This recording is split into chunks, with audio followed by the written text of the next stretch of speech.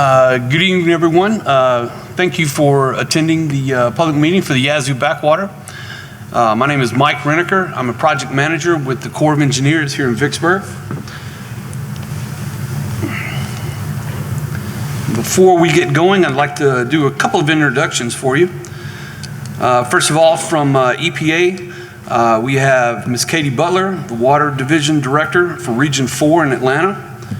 We have Intaye Kajumba, NEPA lead for Region 4. From EPA headquarters, we have Ms. Stacy Jensen, Director of Oceans, Wetlands, and Communities, and Ms. Laura Shumway, Special Assistant to headquarters. Oh, she's in the back there, okay. From U.S. Fish and Wildlife Service, we have Mr. James Austin, Mississippi Ecological Services Field Supervisor. We have Daphne Pitford, Acting Deputy Regional Director, and Mr. David Felder, Supervisory Biologist. We also have Ms. Robin Colosimo, Deputy Assistant Secretary of the Army, Project Planning and Policy Review. And local officials, we have Mr. Martin Pace, Warren County Sheriff, and representing Senator Wicker's office, Mr. Brad Ferguson.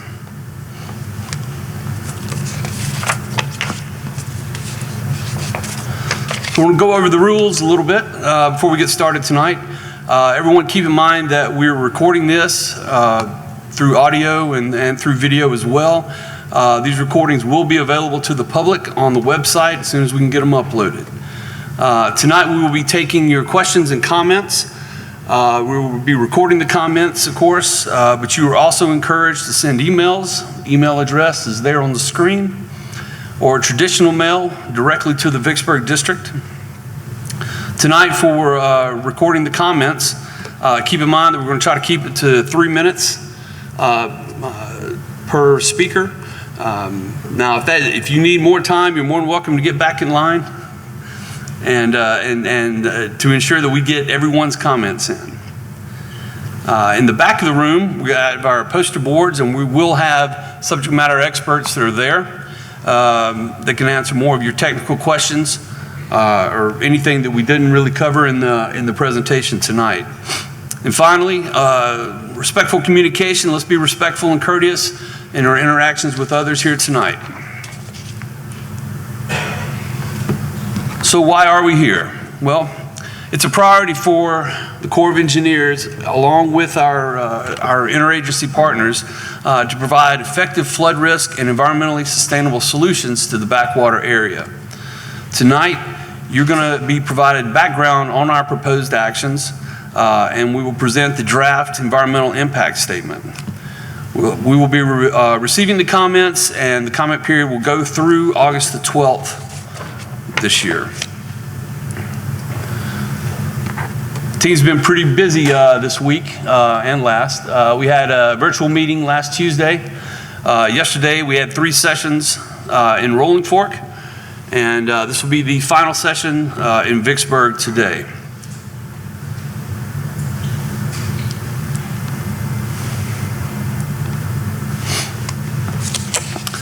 So a little bit about the public review period. The draft DEIS has been published and is available for public review. This is a 45-day review, and as I mentioned earlier, it goes through August the 12th. After that, the public comment period will close, and the team will start to review the comments and conduct further analysis if necessary. Responses to these comments will be included in the final EIS. But before we go any further, I'd like to share a video from the Assistant Secretary of the Army of Civil Works, Mr. Mike Connor. Hi, I'm Assistant Secretary of the Army of Civil Works, Mike Connor. My office provides policy direction and oversight of the Corps Civil Works program. Thanks to all of you here today to provide us feedback on the draft environmental impact statement and proposed water management plan for the Yazoo backwater area. Your comments are crucial as we work to craft a responsive solution for systemic flooding in the Yazoo Basin. Input we received from previous outreach sessions, including those I attended in May of last year, have helped to inform the proposed solution in the draft EIS. Through this effort, we are delivering on a commitment by the Biden-Harris administration to manage water in the Yazoo Backwater area to reduce backwater flood risk to residents and agriculture while minimizing environmental impacts. Consistent with the goal, all mitigation necessary to fully offset unavoidable impacts to wetlands, as well as fish, wildlife, and habitats, will be secured prior to initiation of project construction. The Corps has developed this proposed water management plan with meaningful coordination with the Environmental Protection Agency and the U.S. Fish and Wildlife Service, while encouraging open dialogue and transparency with the public to ensure all interested parties are heard. This partnership has helped us deliver a collaborative water management solution that is responsive to the many diverse interests of the region. This solution will reduce flood impacts to communities in the Yazoo, including underserved and overburdened communities, and will support agricultural production, which provides for the vital economic needs of the Yazoo area. All of this while minimizing environmental and ecological impacts, including those to fish and wildlife in the basin. Again, I appreciate your participation in today's session and your input to help us refine the proposed water management solution in the Yazoo Backwater area. Thank you. Aye.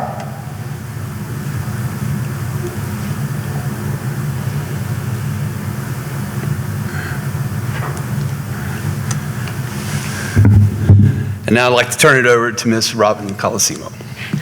Thank you.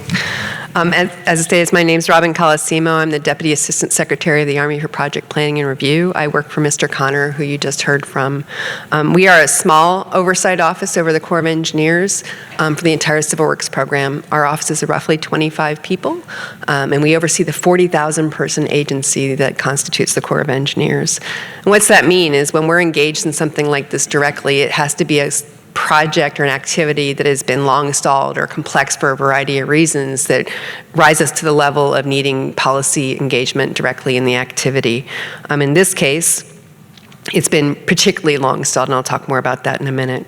So I am representing my boss today here, and he is one of 6 assistant secretaries of the Army, and he is a Biden-Harris administration official. Overarchingly today, we are approaching an important juncture in our progressive interagency work, and I'm going to talk a bit more about that in a minute, but suffice it to say, it's the most progressive work in my career in the interagency front. We are seeking to resolve the complex challenges for and with communities that are long overdue that you all know a great deal about. I want to thank you for your time, input, and engagement tonight. Next slide, please. The impetus for the flooding really was those 2019 and 2020 events. It demonstrated and highlighted that the flooding is complex and a long-standing challenge to the region. The recurring flooding is problematic and an implementable solution has not been achieved to date. What we really were concerned about is what we saw in terms of the demonstrated complexity and the scope of the impacts, and those events really were the impetus for the action today. Next slide, please. In terms of the interagency collaboration, what we've been trying to do is a whole of government approach, and it began with the 22 listening sessions in Rolling Fork, which were so close to the event that we really heard directly about how the region was recovering, or not in many cases at that stage. In 23, those efforts started to kick into this interagency work, and over the year of 23, we worked on interagency collaboration. So this is really important. At the table with US EPA and Fish and Wildlife Service while we're formulating solutions. That's very different than what you've seen in the past. The Corps may know a lot about those processes, but when we're doing them together, you hear and learn how those authorities and responsibilities of the agencies come together, and so it allowed us to create this new approach informed by those different lenses, including the science, data, and modeling, and of course, leveraging experience. And of course, you've seen most recently released the draft DEIS. But equally important in this interagency collaboration is that you have both the DC offices, the regional offices, and the district offices where the boots are on the ground to really understand what's at hand here and how to craft this solution, and that's what we're here to talk more about. We are focused on delivering for the community at large, and it is the most progressive because collaboration in my nearly 40-year career. And why is that? It's rare that you have folks wanting to work together to craft a solution like this under such intense circumstances. And I do believe it's setting the new standard for interagency collaboration. Next slide, please. In terms of what we heard through these 14 engagements, we heard a lot of great things, all those things listed on this slide. But overarchingly, we heard recurring floods are a big worry. No one is interested in repeating 6 months of standing water, and the frustration with lack of collaboration among the agencies. We heard the key issues were diverse and trade-offs exist. Next slide, please. The persistent areas of concern really fall into these 5 buckets. It's about the mitigation needs, strategy, and timing, the impacts to overburden and underserved communities downstream, the impacts to functions and values of floodplain wetlands, the impacts to endangered species in wetlands, and that the perceptions are that the pumps only serve agricultural production needs. Next slide. So in terms of where we came from setting the work forward, this is kind of how it all comes together in this slide. Is we're looking at providing flood risk reduction for communities, including those that are overburdened and underserved, and the local economy through targeted water operations. That's the difference here. The difference between alternative 2 and 3 you'll hear later. It's really about that targeting of operations for the varied needs. We're looking at targeting primary residences and the roads that isolate them, the schools, infrastructure, commercial properties, and the prime farmland, while avoiding and minimizing and fully mitigating for any environmental impacts. Most importantly here is not optimizing for one purpose over the other. We've heard a lot over the last few days about the impacts of flooding in a variety of ways, including to people, to the economy, to the wildlife, to the habitat, and to the environment broadly. No one thing is more weighted than the other when we're considering this our approach in this targeted operation. So that's what has guided this work forward and what we want to talk more about with you today. Thank you, Robin. Now we'll talk about a little bit of the draft DEIS. I'm going to turn it over to Mr. Corey Winders, our branch chief for our hydraulics and hydrology branch. Good evening. So I want to talk a little bit first about the Yazoo Backwater area, just kind of a 30,000-foot view of the area, the protection it has, and some of the impacts that it sees with the flooding. So the image kind of on the left-hand side of the screen here is kind of what we'll focus on for the next few minutes. So the Yazoo Backwater area is the southern half of the Yazoo Basin, northwest part of the state of Mississippi. So flood protection is provided from the Mississippi River by the Mississippi River levee on the west side. Flood protection from the Yazoo River is provided on the south and the east side by the Yazoo Backwater levee, the Will Whittington levee, and other levees as you go north up the east side of the Yazoo Backwater. So the backwater drains kind of like the buckets show. You have Still Bayou and you have Little Sunflower, which are the main watersheds the 2 main watersheds that are in the Yazoo Backwater. And they drain south to the bottom end of the basin that forms kind of the bathtub that you see there in the image. We have 2 gates on the lower end, the Still Bayou structure and the Little Sunflower structure that we're able to evacuate water from the backwater. So when the Yazoo River and the Mississippi River are lower than the interior, we're able to have the gates open, evacuate the water out. But if the Yazoo River and the Mississippi River are high, we have to shut the gates to protect water from getting into the interior. And it's under that condition that if the water on the Mississippi River and the Yazoo River are high and the gates are shut and we have persistent rain on the interior, that's what forms the backwater flooding that's been seen over the past years. So just wanted to give a high-level overview. I'm going to talk a little bit more detail about the pumps in a few slides, but I'm going to turn it over to Brandon Davis. Well, good evening. Echoing what you've heard a couple of times, glad you're here. It's 6 o'clock on a Tuesday night, a lot of places you can be, but glad you're with us. Also want to thank our first responders, Sheriff Pace and his deputies, Mr. Peter Nimrod from the Levee Board. Glad you all are here. I'm Brandon Davis. I'm the planning lead at the Vicksburg District. And before we get into these next few slides, I want to set the table for a couple of things. Our charge by Secretary Connor's office was to provide analysis on potential alternatives for him to make an informed decision. But I need to remind you that we as the Corps of Engineers, we are a risk-informed decision-making agency. What does that mean? It means that, well, we take the information that we have, we put a risk on that, and then we move along. And then we come back as our process. The good thing about our 6-step planning process is that as we get more information or information provided to us through this type of a format, we can go back and look at other things and continue to move on. So it's a kind of a never-ending process per se until we make sure that we have a reasonable risk that we can move forward with. Also, I want to just be honest with you. I am not an expert at everything, and there may be some questions that you asked tonight that I can't answer. But my commitment to you is we have subject matter experts that's going to be in the room in the back, from our hydraulic engineers, our environmental specialist, our cultural resource specialist. They can address your question. We don't want you leaving here tonight without asking your question or giving a comment to us on this project. So we'll go ahead and get started. So first slide you're going to see is the planning objectives. And the first objective, as you would imagine, is reduce damages associated with backwater flooding, urban damages, rural damages, agricultural damages. A lot of damages that are associated with this that some people think it's just agricultural. No, we have homes that are impacted. We have communities and economically disadvantaged areas that are impacted. So one of the objectives is to reduce the damages associated with the flooding. Second is to reduce agricultural risk and the associated cost of the intensification after flooding. We know as farmers, give you a little bit about background. I'm an agricultural economist. I understand agriculture, been involved, a subject matter expert with the Corps of Engineers with agriculture, and understand that when we have these floodings, you farmers, you have to do land leveling. You have to spray herbicides, fungicides. You have to get your fields ready. You also have non-crop issues.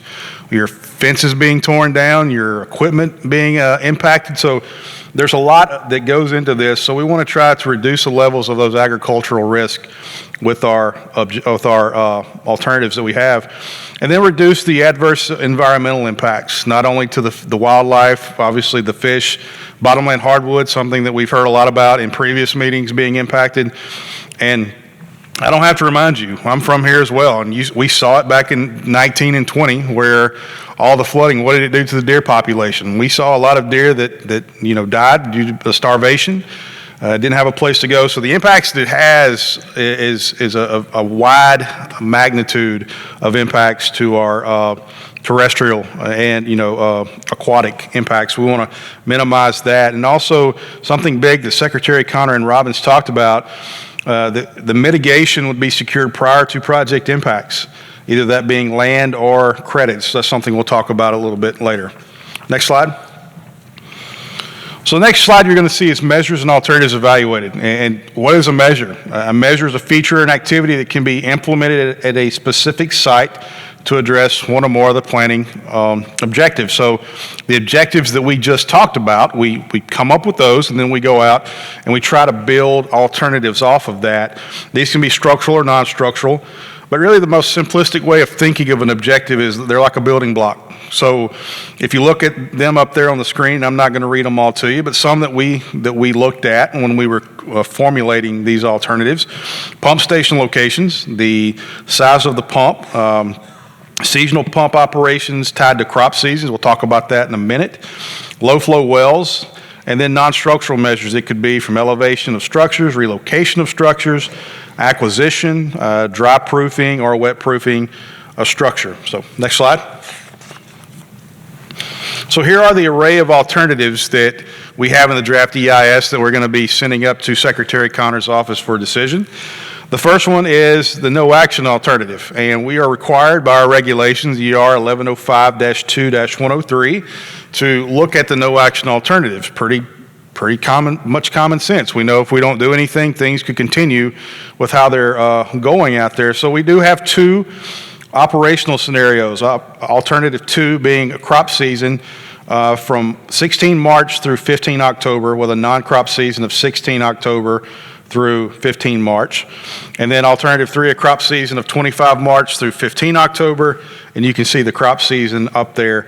34 low flow wells. And the rest of this stuff is going to be included in both 2 and 3. 34 low flow wells to help with if we have drought conditions. We have supplemental flow in the north side of the basin. Those will be 5 CFS pumps just to help with aquatic species. And then we have some non-structural measures below at 90 or 93. So I think the big thing to look at with these alternative 2 and 3 is the crop season. We know that most of the time with cotton productions, and we do have cotton production up in this area, sometimes that production goes past 15 October. We did talk with a lot with the USDA, and we know most of the crop mix up there is soybean and corn rotation, but we do know there is cotton up in that area. So if that's something that concerns you, we want to hear your input on that.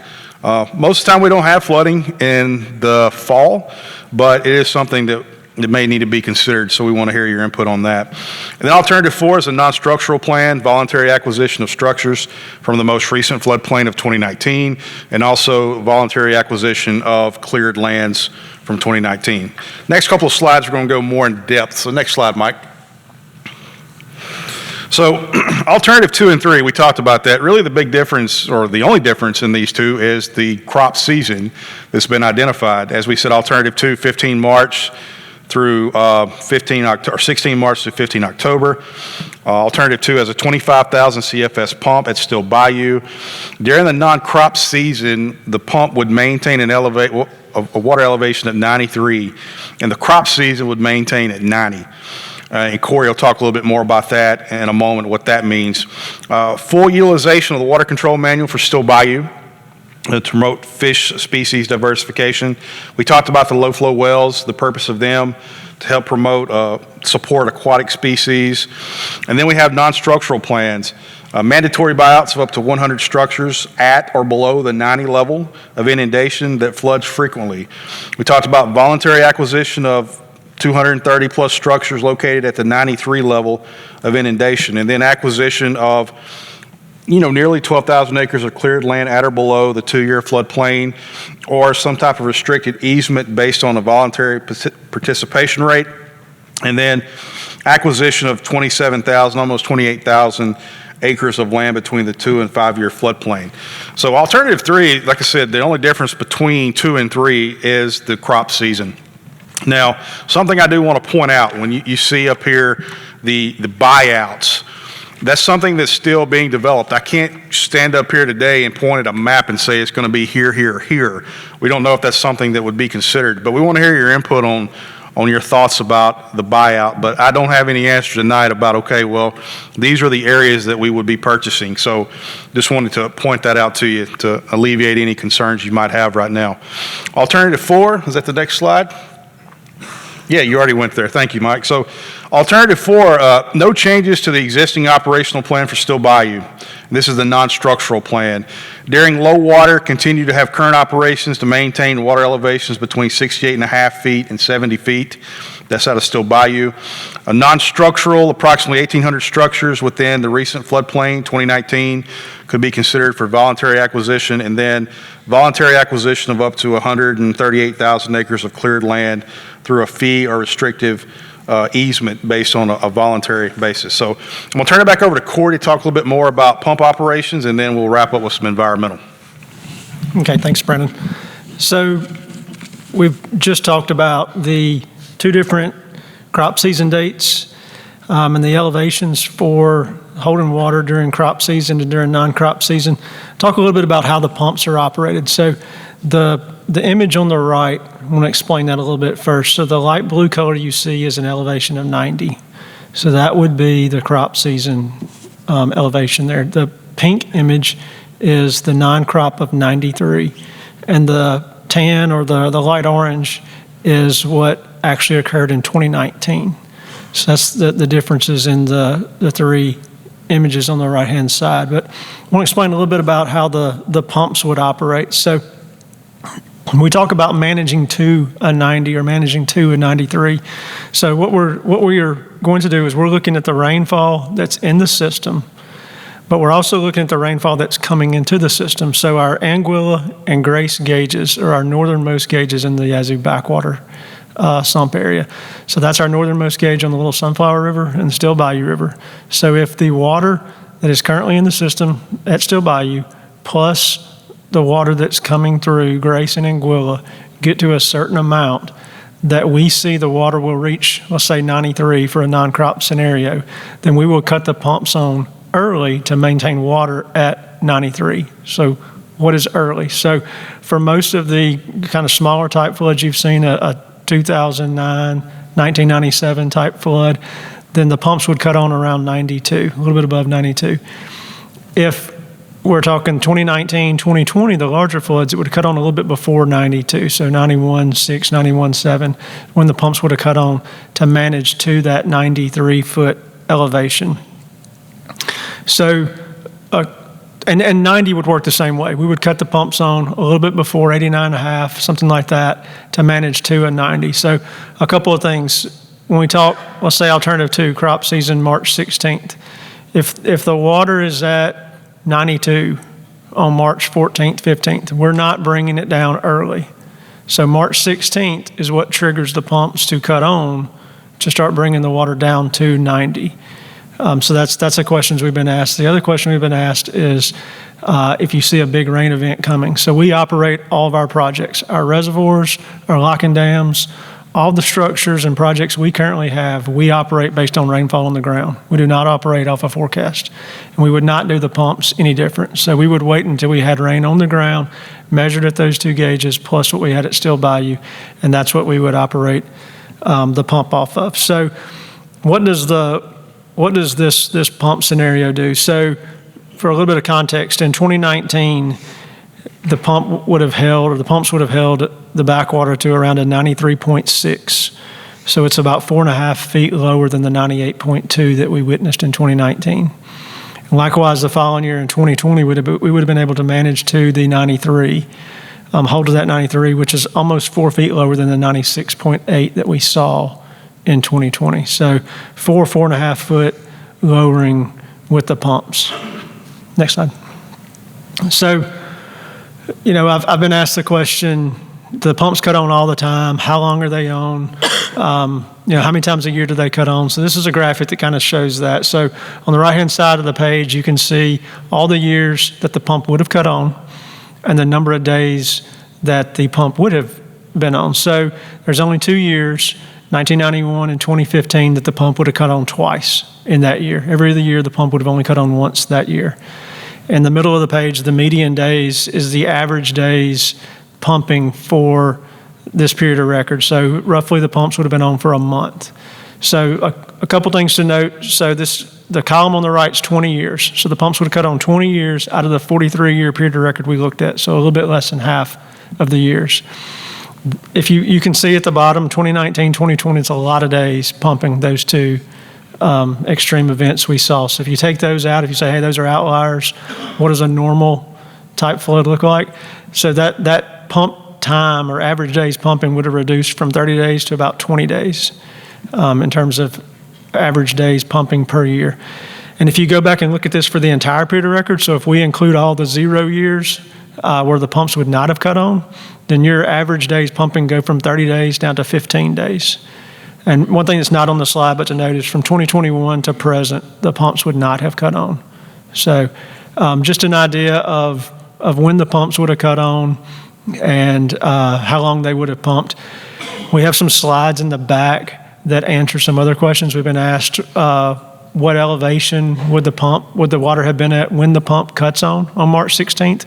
All that is shown on the poster on the far right of the 4 H&H posters in the back. So we'll be back there at the end of this and can answer any questions and show you more information, answer any questions.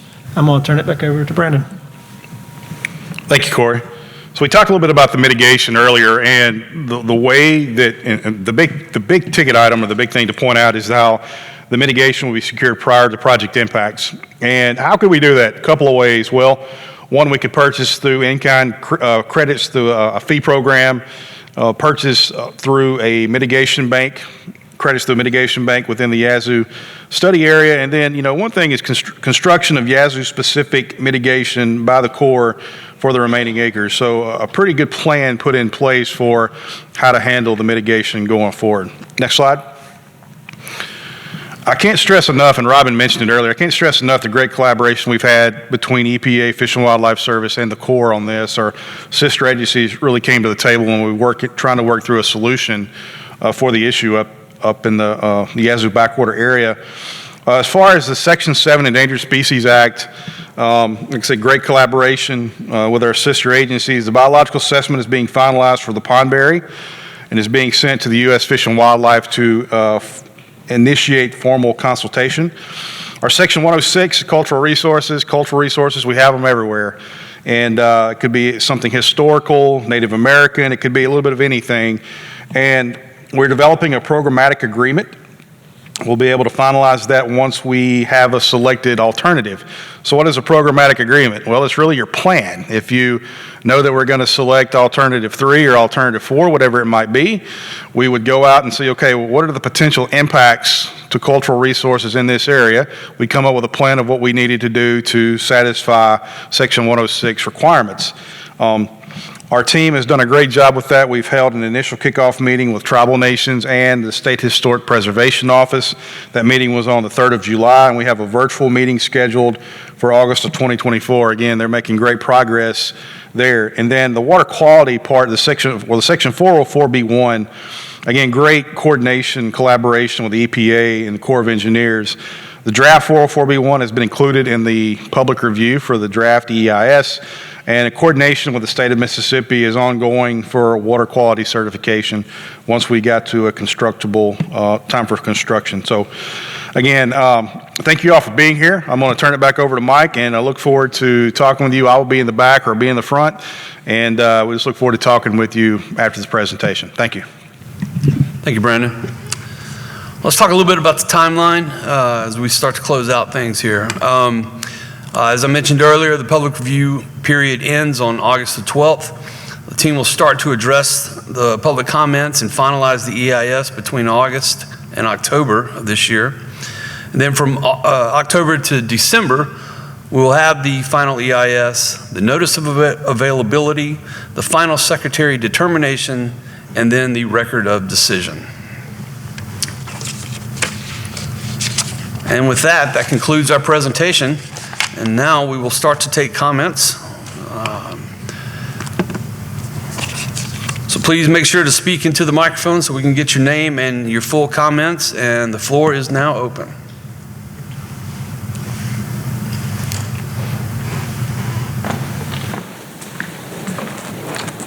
Let's see, I might have to raise this up a little bit for me.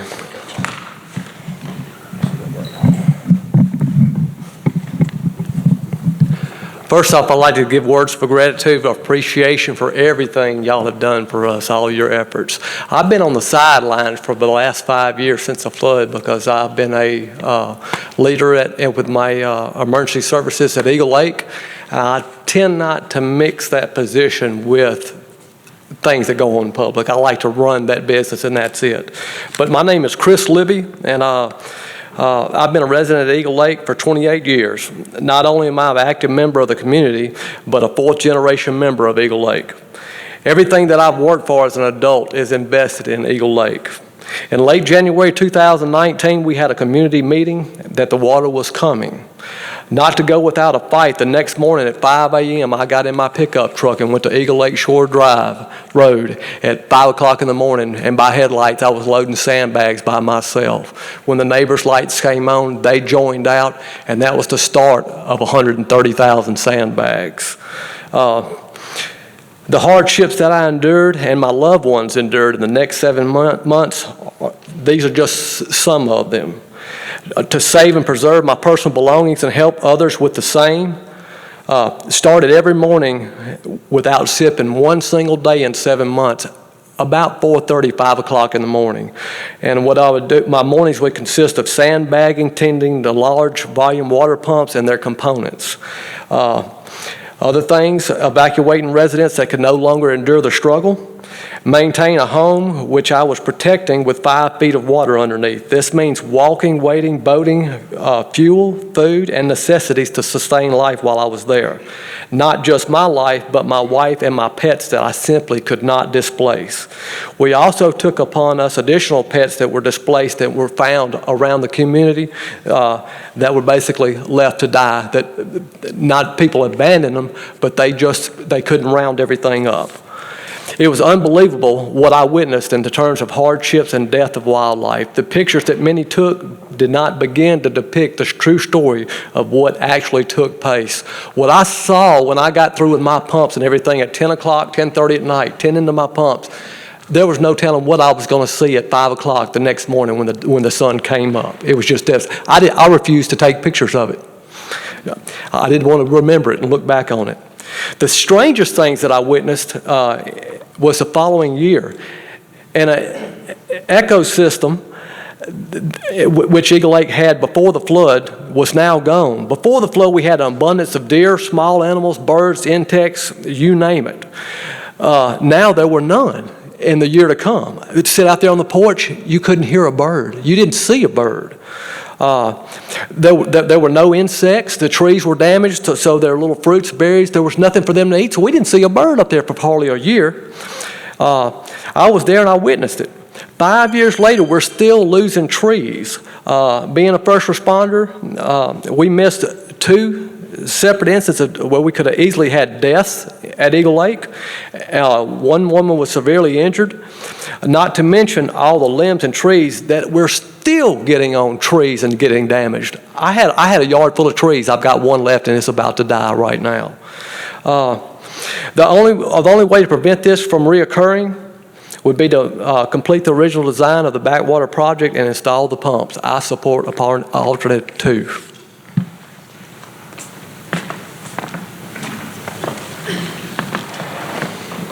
I'm going to bring it down a little bit. Short lady talking. Okay, so I'm Anna Gizerix. I am the former managing editor of the Vicksburg Post, and in 2022, I spent 16 weeks chronicling the human toll of flooding in the Yazoo Backwater area. I took an interest in the issue after learning about it a little bit myself and witnessing the emotional, I think we can all say it's emotional, events that happened on, I believe it was August 22nd at South Delta High School of that year. And the high number of, I realized the high number of flood displaced persons in my own readership here in Warren County. So over that 16 weeks, I put over 800 miles on my car while I was zigzagging across the South Delta. I went from Onward all the way to Holly Bluff and back, and every map dot in between, and made it my personal goal to put a face on the issue. So my multimedia series was called Faces of the Floods, and I had a sister podcast called Voices of the Floods. It's on Spotify. And I featured subjects that spanned across racial lines, generations, and socioeconomic and political lines as well. I can guarantee at least one person I spoke to has ties to one of the couple hundred properties proposed to be acquired under Alternative 2. And at the very least, I'm sure there is a handful of people who spoke to me who live and work in the 1,845 structures mentioned in Alternative 4. After reviewing the 4 alternatives presented in the context of what I know, being someone who took the time to speak with whoever was willing to share, I stand here emphatically supporting Alternative 2 for the Yazoo Backwater project. People I spoke to include a black man in his 90s who recalled nights in the 1930s spent in lean-tos, huddled with his family as the water lapped against the mainline levee. A woman who stared down multiple alligators and defended her home in 2019. Farmers who watched hundreds of thousands of dollars in crops and equipment ruined, who lost their families for the love of their land. People with childhood memories of being told to grab what you can while National Guard members loaded them into the back of trucks and carried them to safety. People who were outright deceived by some of the predecessors, some of your predecessors in the government. And a giant of a man, Hank Burdine, who was brought to his knees by the sheer devastation of wildlife in the region. I can't express how grateful I am that each and every one of these people were willing to share their stories with me. Alternative 2 might not completely stop every flood, but anything that can be done to prevent more trauma being heaped upon these people is worth trying. The people of the South Delta, at least those I've spoken to, don't want to be bought out or relocated. They want a fair shot at life without the looming threat of catastrophic floods. And I think Alternative 2 offers them that fair shot. Thank you.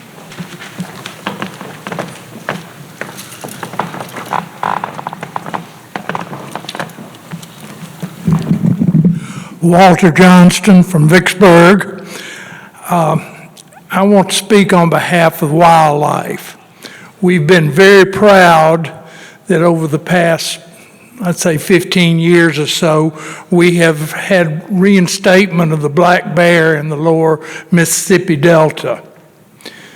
These floods have done nothing but devastate this black bear habitat. Unfortunately, Mississippi has been inundated with chronic wasting disease. The Fish and Wildlife are doing all they can to mitigate that. However, during these floods, it congregates the deer together. The Fish and Wildlife want to keep the deer as far apart as they can. It brings them together on the levees to make them more susceptible to getting CWD, and it also adds to starvation. One other point about the flooding. I don't think anybody here has mentioned the problems with sewage backup and toxic chemicals being released by the backwater flooding when it flooded some of the farms and sewage systems. This is intolerable. I've heard it said in the past that we shouldn't release this flood water into the Mississippi system because it'll just feed the red tides in the Gulf. All that water gets released eventually when the gates open. So I think that argument does not suffice. Thank you.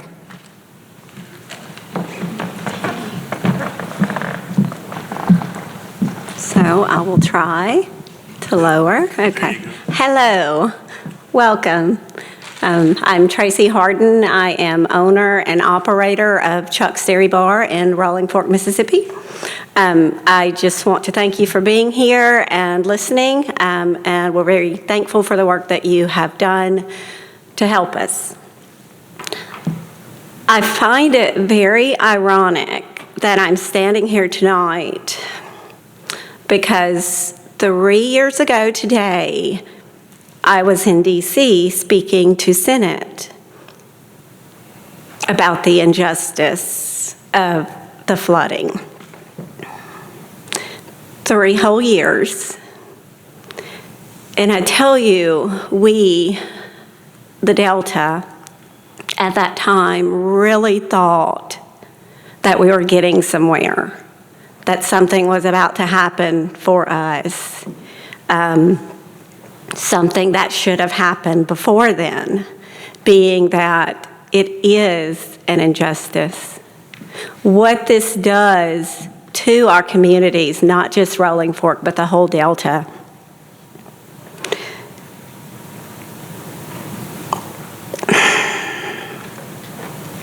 It's hard. It's hurtful. This is a man-made problem. It could have been fixed, and it has to be fixed. I'm tired. My community is tired. But we won't give up. I'll come and talk. We'll come and talk as many times as we need to. My worry is that we will be asked to quit coming to talk, that nothing will be done. So sitting here tonight and looking at the slides, it does give me some hope again. Alternative 2, I'm thankful to see that. Would I like those numbers tweaked a little, those dates tweaked a little? Can't say that I wouldn't like that. But gosh, y'all, it's time. It's time to do something here. I grew up at Eagle Lake, and last night I picked up my nieces that live at Eagle Lake, and I took them for a back-to-school shopping trip and out to dinner. And we were sitting eating, and the subject came up of me heading back home. And I mentioned that I was going to take the levee. I don't know if, okay. I was going to take the levee back home because that would save me 20 minutes. And my niece, 9 years old, she said, "Aren't you worried you will go in the water?"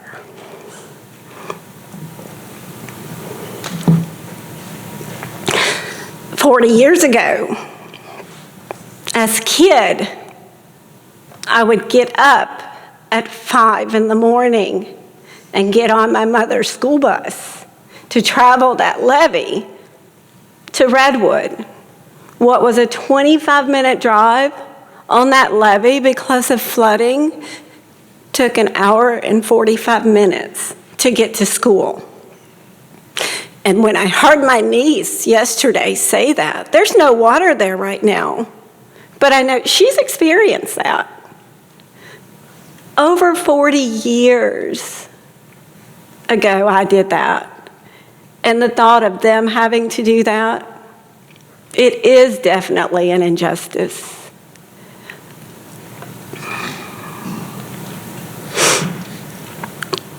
The flooding, it's like it comes and you just sit in it. My town just last year went through a tornado. And since the year has gone by, we have been able to rebuild, reopen businesses, build some homes. And the difference in that natural disaster and that man-made flood is that that tornado came in and took everything we had. But it was gone the next morning and we could get back to business. We could get our life back. But that flooding, you sit in it month after month and you can't do anything about it. You can't work your employees because your business doesn't have any income because the farmers can't plant. They can't employ their people. There's no income. And unlike with the tornado, we were covered with insurance. Well, that flood didn't touch my business. That water didn't touch my business. Not physically. But I tell you, it almost put me out of business. It almost put me into bankruptcy for years after. And it took a tornado coming through my town and taking my business for me to get a new start. So I stand here tonight and I ask you for the Delta. Don't take this new start from us. Let's do something. Let's go with alternative 2. Let's get moving so that we don't have to live through this again. Thank you so much.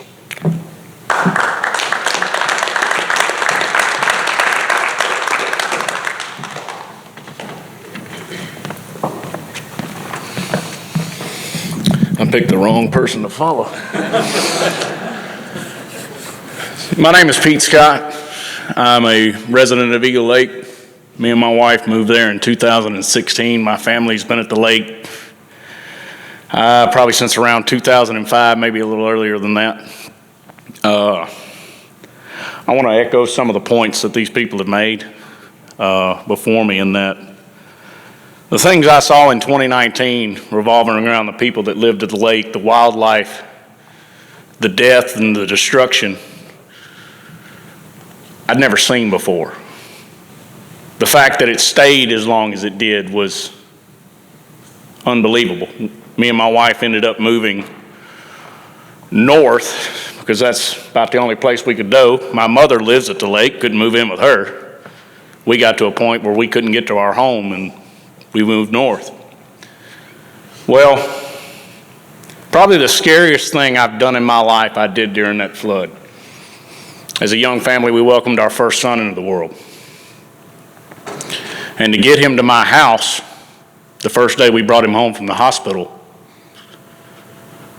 we drove him on gravel levees that had been drove on by Lord knows how many trucks, over potholes and cattle gaps, all the way around the world just to get him home. My wife sat in the back of the truck, scared to death that the next pothole was going to snap his little neck, because I can promise you we didn't know what we were doing. The added stress of that was something I can't really convey. I don't have that power of speech to give that to you. I stacked sandbags with Chris Libby in front of my mama's house for days, just so we can keep the water down to 6 inches to a foot in her front yard, just to keep it from getting in her living room. Only to watch 6.5 hours worth of work fall over. Standing there just as we finished to take a break and watch everything we put up fall back down again. I learned a very important lesson about flood insurance. I gotta have it or my mortgage doesn't like it, but it doesn't cover anything. The flood drained everything economically me and my wife had ever worked for. It took everything we had, and I still have things that I deal with on a daily basis as a result of that flood.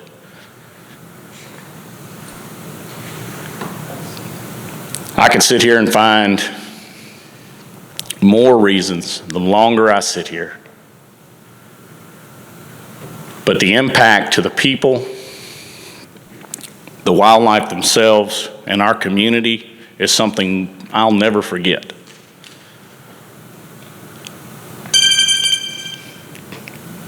Good timer.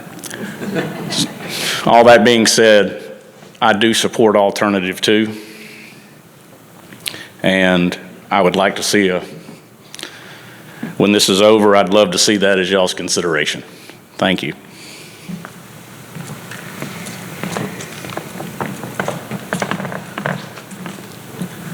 Good evening. My name's Charlie Darden. I'm from Sharkey County and live and farm there in Sharkey and Issaquah County.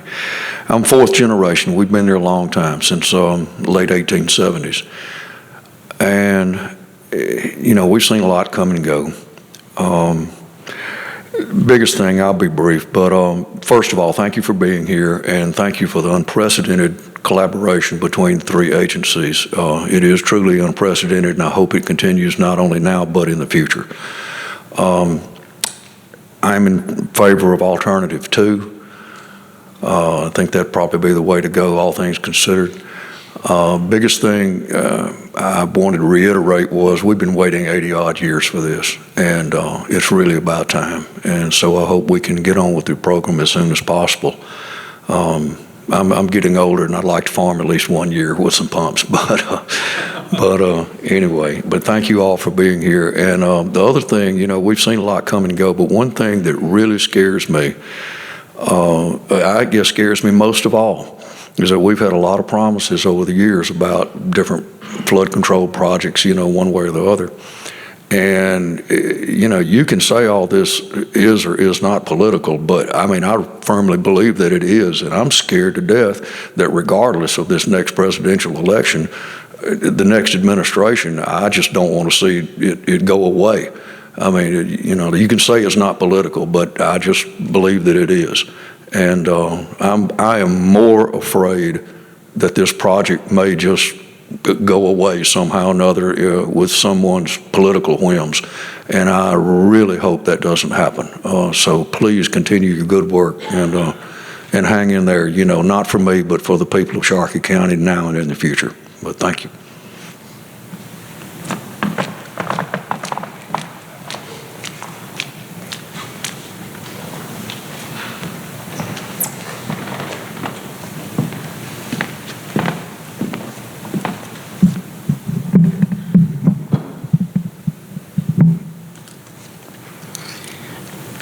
Good evening. My name's Stan Thibodeau, and again, thank y'all for being here to hear what we have to say.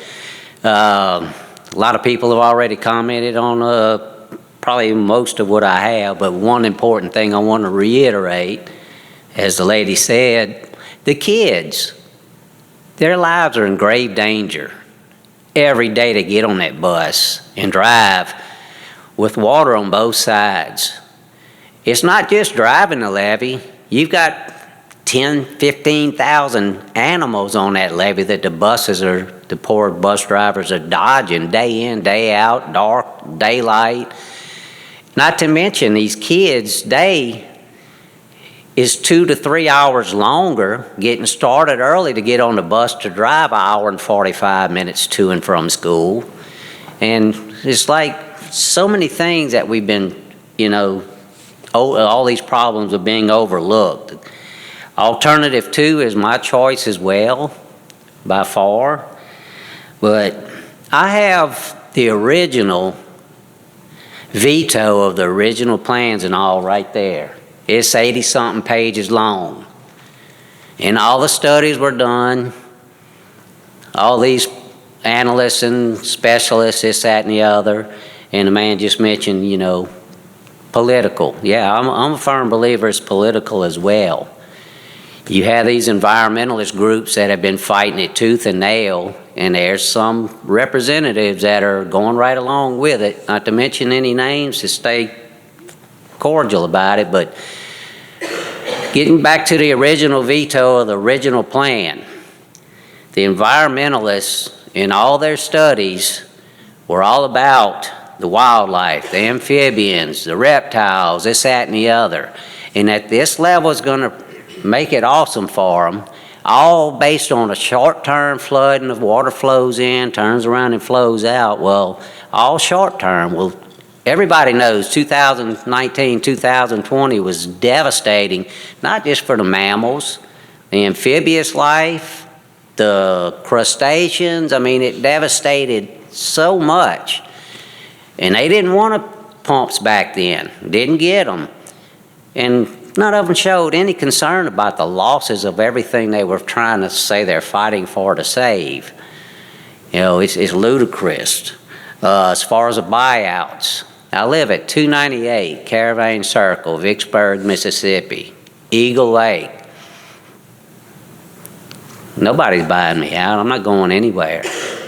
I moved up here after the flood, couldn't move any earlier because I couldn't find a moving truck would put it in a boat to bring it to where I live at now. But don't plan on leaving. Well, one more comment and I'll sit down. My main comment is we've been talking about it since 2019. Finish the pumps, finish the pumps, finish the pumps. Anybody watches race car, NASCAR, watches a football game, nothing ever finishes till it's started. So my theory is let's start the pumps so we can see when they are finished. Thank you.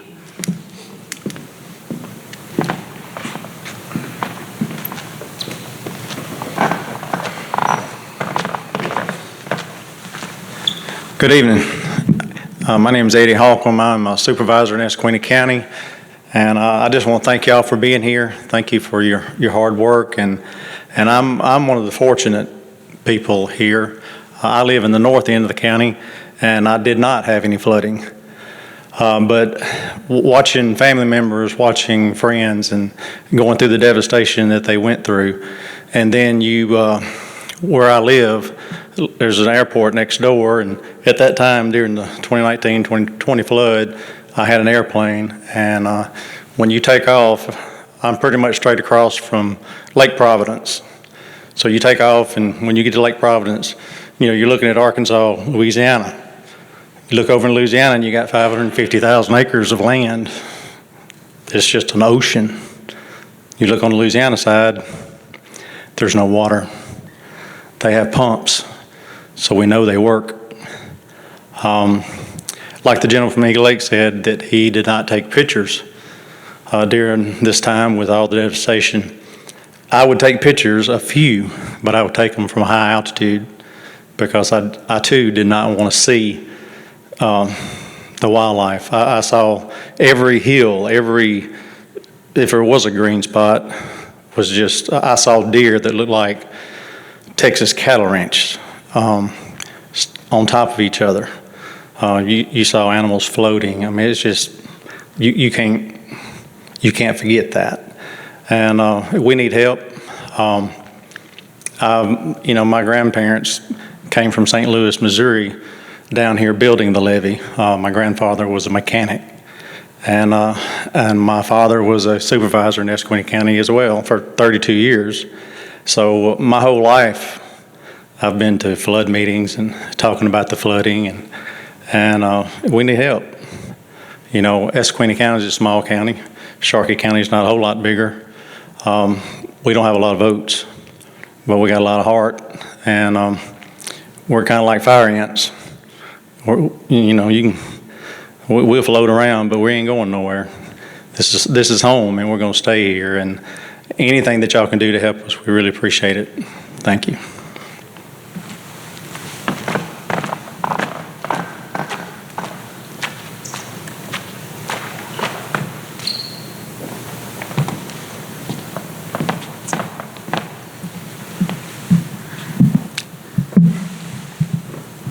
I got it. That's good. That's good. Thank you. All right. I'd like to thank all of y'all for your diligence and hard work in getting us to this point in the project. I know that compromise could not have come easily. My name is Ann Dahl. Many of you here today have heard my story. Bought my retirement home on Eagle Lake in 2018, having never heard the term backwater flooding and never heard of the Yazoo Backwater project, even though I had lived in Vicksburg for 50 years. You've heard many of our stories. You've seen our pictures. You have not felt our pain, but you have seen it on our faces and in our tears. So instead of our stories, I want to take my time to remind you of your words, your commitment. I quote from the EPA's August 2008 veto. EPA is committed to participating in discussions with other federal and state agencies and the public concerning the best way to prevent flood protection while protecting wetlands and other natural resources. After 16 years, those discussions are finally taking place, and the fulfillment of your commitment to provide us with the promised flood protection is in sight. During those years, we have endured catastrophic flooding, loss of property, loss of income, out-of-pocket expenses, impacts to our health, and devastation to wildlife, indigenous plant life, trees, and the environment. No matter how many years the Corps spends collecting and analyzing data, no matter how many years agencies spend talking about it, two truths will always be unavoidable. The first, this project will never die until the flooding is resolved. Number two, the only viable solution is per the original design: pump the water out. The no action, alternative one, is a misnomer. You've already taken action. You built, back in the 60s, you built the bathtub that we live in with levees, channels, and drainage structures. The no action alternative that we live with today will continue devastation to the wildlife and the environment. This is unacceptable. The non-structural alternative 4 might help a very small percentage of residents that are willing to walk away from their homes, or an even smaller percentage that can afford the building permit requirements to bring their homes up to standard, today's building codes once they've been raised. But this alternative will not do anything to stop the devastation to the wildlife, the trees, and the environment. Also unacceptable. Isn't it the EPA's mission to protect the environment? Neither of these alternatives are going to do that. Alternatives 2 and 3 are the only ones that will protect the residents, the structures, and provide the most protection to the farmland, wildlife, indigenous plant life, the trees, and the environment. I support alternative 2. With it, due to the higher pump activation levels, we are losing flood protection to 13,000 acres of farmland. So we're going to need those extra 10 days or 2 weeks during crop season. It's time for action.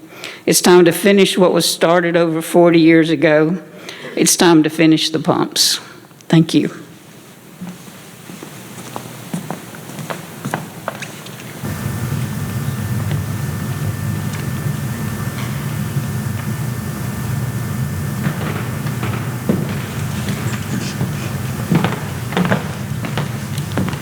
My name is Steve Poole. I'm from Greenville, up in Washington County. So all of my water comes down here in the bottom of this bathtub, so I kind of feel a little bit responsible for it. But there's a lot of talk about when the pumps are activated that we're putting water on people downstream. I'd kind of like to know how much that is. But also, we're taking water from people upstream of us. So this entire project just needs to be completed. And I've been to all 6 of these meetings, and I've been to a whole bunch of other ones. One I remember the most was in Rolling Fork at the auditorium. It was totally packed. And there may have been 1 or 2 dissenters, but they didn't say a whole lot because the people that are living this nightmare, they're tired of it. Y'all were in Rolling Fork yesterday, and you got to see, Tracy talked about it a minute ago, you got to see what that tornado did to that town. Well, nobody could have ran out there and stopped that tornado. But we can stop this flooding. Y'all got a plan right now. So obviously,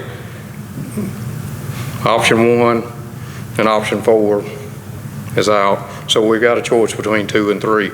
Obviously, 2 is the better of the choice, but what I don't like about 2 is the mandatory buyouts. I don't think anybody in this room, no matter where you live, you don't want anybody coming knocking on your door telling you got to go. So give them the option to stay or leave. If they want to sell out, they can. Nobody wants anybody knocking on their door telling them they got to go. Obviously, hearing from some of the farmers earlier, I think the dates may need to be adjusted a little bit according to the planting seasons. I know up where we're at in Washington County, they're planting corn 2nd week of February. Well, if the pumps don't come on until the 16th of March, these guys are out down here. So it's, I worked 19 and 20 flood down here, and obviously I don't live down here, but we work down there helping these people. And I know some of them said they didn't take pictures. There are a lot of pictures floating around, but the pictures that they have that's in their mind that they can't get out, every time it rains, it's like right now, if I'm not mistaken, I think the gates are closed right now, which we don't have a water issue at this point. But anytime those gates are closed and it starts raining, everybody that's lived this nightmare down here, it starts over for them. And they're tired. I don't think they're going to give up. They hadn't yet. We're 80 years into it and they hadn't give up, so I don't think you never not hear from them again. But y'all have what you need to make this happen. My main concern would be if you started today, it's a good possibility that we get to live a flood again before you're finished. Thank you for your time.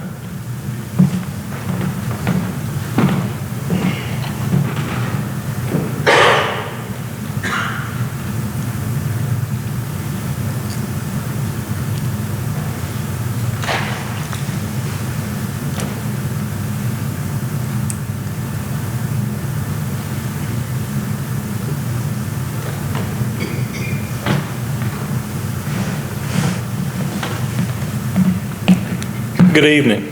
I'm Dustin Herman, and I'd like to thank each of you for coming to listen to our comments and for working together as an interagency team.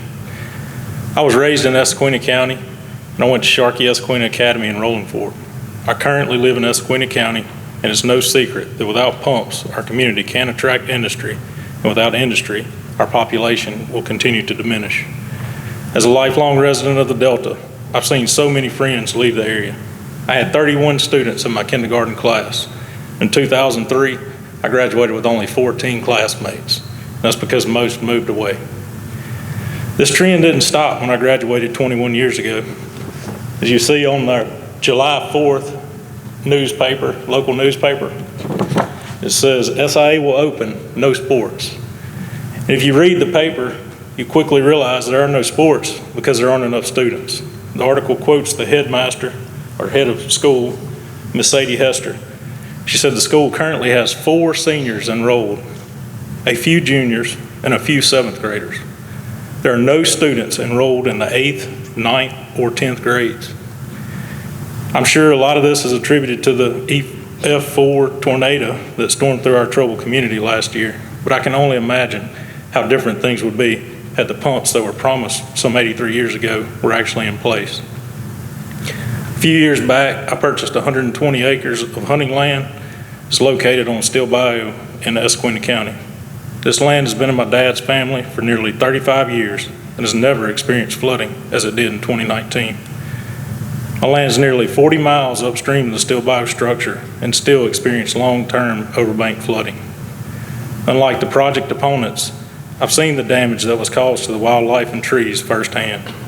And contrary to those same project opponents, contrary to what those same project opponents say, I'm not a farmer, and the pumps will definitely benefit me.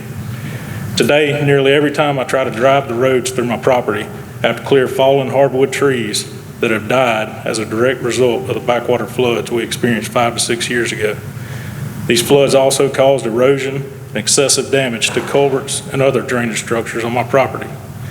Not only did the backwater push out or kill the wildlife on my land, it also left behind old bottles, coolers, old chemical jugs, barrels, and other unwanted debris. As the 2019 backwater receded, it also caused widespread bank sloughing along the interior streams. The sediment and silt bars that deposited because of the bank sloughing off only compounded the drainage issues we already have in our area, as most of these streams haven't had a major Corps of Engineers clean out or dredge project in over 65 years. Unlike the non-resident project opponents, I truly love this place that I call home and would love to see the alternative 2 constructed. This would help protect the trees, the wildlife, the environment, and most importantly, my family, friends, and neighbors, and of each of our lifelong investments we have worked so hard to protect. I'm asking you to please give us the help we so desperately need and deserve. And thanks again for coming tonight, and thanks in advance for finishing the pumps.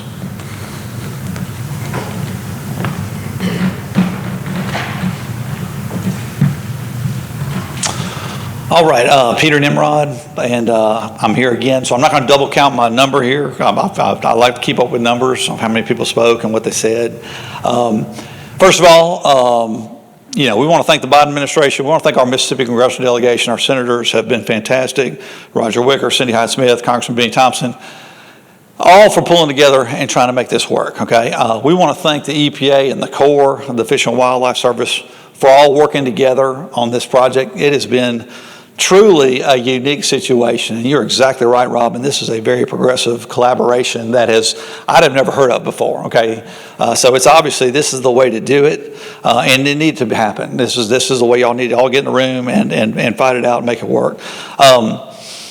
Obviously, we want alternative 2 because of the dates. Obviously, the earlier the better, and you've heard all kinds of things about lower elevations. You've heard things about earlier pump-on dates. If our 4 options are right there in front of us, then we got to pick alternative 2. Alternative 1, we've been doing that 83 years, and that just doesn't seem to work. Alternative 4, again, I think you set the bar too low. I mean, you're talking about taking care of everybody that from the 2019 flood. Well, 2019 flood was a 35-year flood. What about the 100-year flood that goes up to 100 plus feet? Okay, what are you going to do about those guys? So the bar was set too low on that, and obviously we don't want that. So two or three are only options, and obviously we want 2.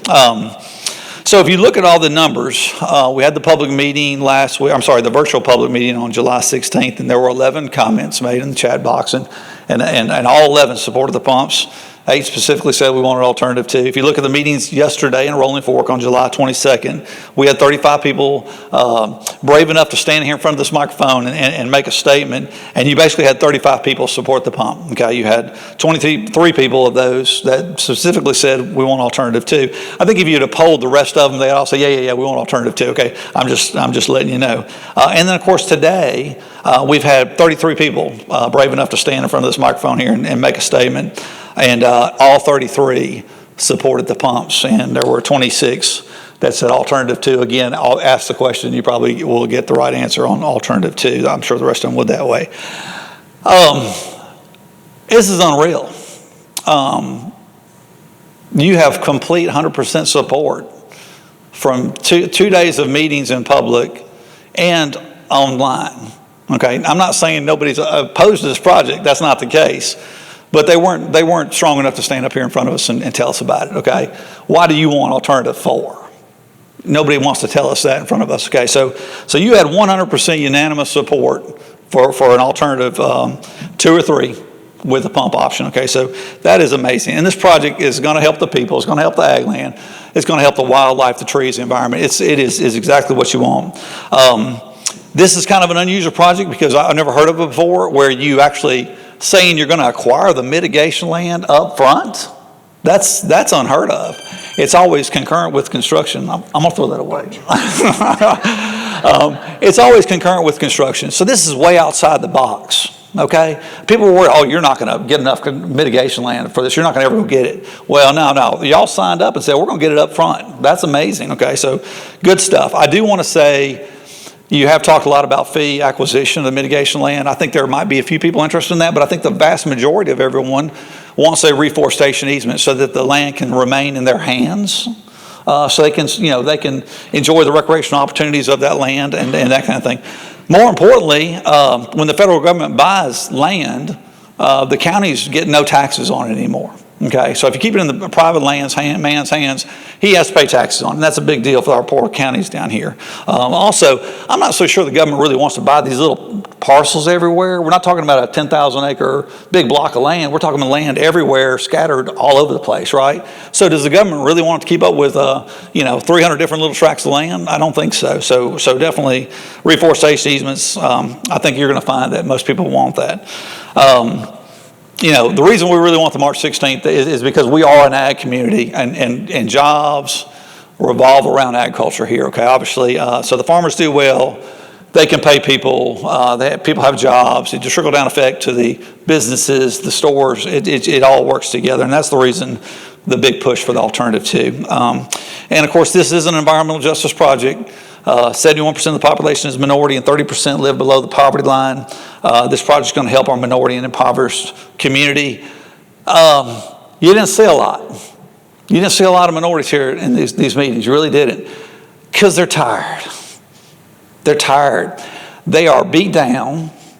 They have come to meetings after meetings after meetings over the last 25 years of my career, and they just have lost faith in the government. There have been the highs and the lows, and every time there's a high, there's a low. But I've been trying to tell everybody, this is different because all of y'all are working together. Okay, this is huge, okay? And you have worked together to come up with a project that you have seen 100% support for, okay, physically, okay? And you're going to get 100,000 emails from American Rivers and all kinds of environmental groups that are going to say this is a terrible project. It's in Mississippi. They're going to spend hundreds of millions of dollars on it. It's going to destroy 200,000 acres of wetlands. They're going to lie out the wazoo, and they're going to say, hey, all these members we got, click and send this button to the emails. Boy, Mike Reniker is going to get an email box full of 100,000 emails that say dump the pumps, and they don't even know what they're talking about. They've never been here. Y'all have had the meetings with the environmental groups by themselves so they could freely talk, which is a good idea. And the last thing you did was ask them, how many of y'all actually came to the 2019 Backwater flood or the 2020 flood or the 2018 flood or any of these floods? And not a one of them could raise their hand because not a one of them came because they don't want to see it. They don't want to know the truth. They want to keep on doing the misinformation train so they keep raising the money. Okay, that's what it's all about. So I understand. They're never coming to the table. They're never going to come to the table. Okay, so it's a money thing for them. Anyway, I'm enough talking. I really appreciate you guys working together. This is a great job, great public meetings the last 2 days, great virtual meeting. Y'all guys are top notch. Appreciate y'all doing that. I know the Corps is up there on the stage. Assistant Secretary on Civil Works. But EPA, Fish and Wildlife Service, thank y'all for working together on this thing. And let's wrap it up. Let's finalize this thing. Let's get it out. Let's get that rod signed. Let's start engineering design. Let's start acquiring the mitigation land, and let's go ahead and finish these pumps. Thank y'all.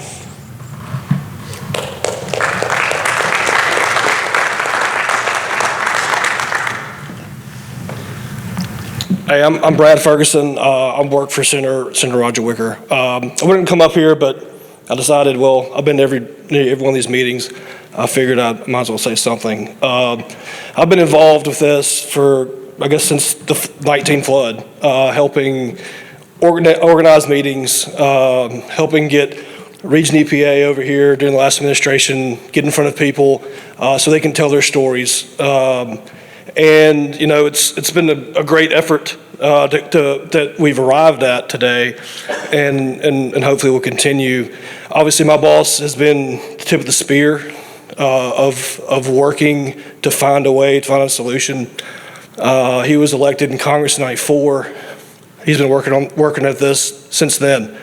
Even when he was a state senator, elected in '87, this was an ongoing thing. I know that's been told several times, but being in congressional, we help people, and we don't get phone calls to tell us how good of a job we do. It's always about, I need help, you're doing the wrong thing, what can we do?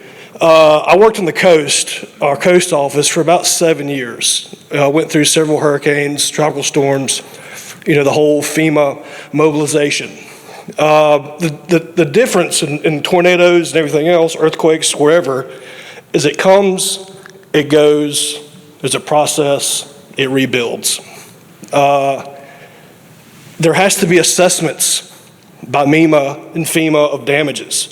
You can't assess damages that are underwater. We have to wait. We got to wait. We got to wait. And meanwhile, you know, constituents are suffering.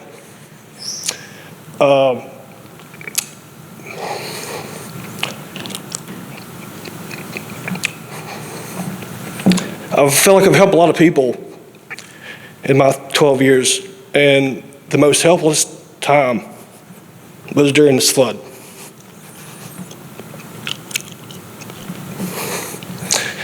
And I'm not from the Delta, and I didn't experience that, but just the stories and the looks on people's faces and saying, hey, you're supposed to help us. Why can't you help us?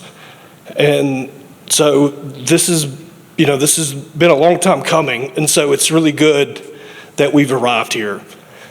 And that finally we have a committee, a working group that is getting it, it seems like.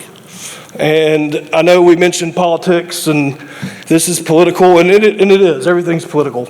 But I can assure you that my boss is not going to let this go by the wayside, regardless of who's in office or what happens in Congress. So I appreciate everything y'all have done. We'll continue working and doing what we have to do to make this thing work and fix what's been a long time coming.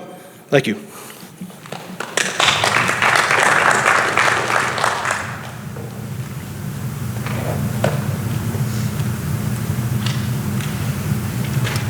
Okay, anyone else? Do I need to get up and update my number?